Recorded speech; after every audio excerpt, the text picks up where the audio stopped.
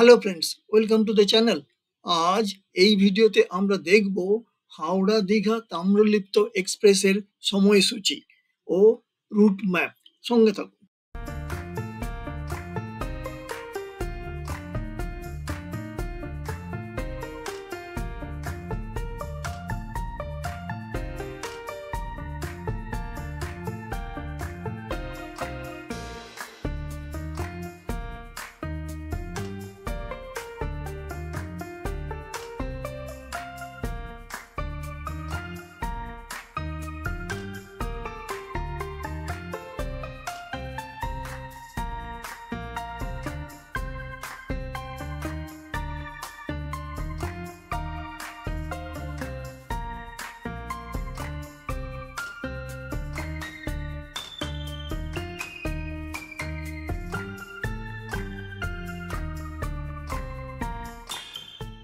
12857 Tamralipta express ছাড়ে সকাল 6:45 Howrah junction থেকে প্রতিদিন, পৌঁছয় সকাল 10:05 দীঘাতে।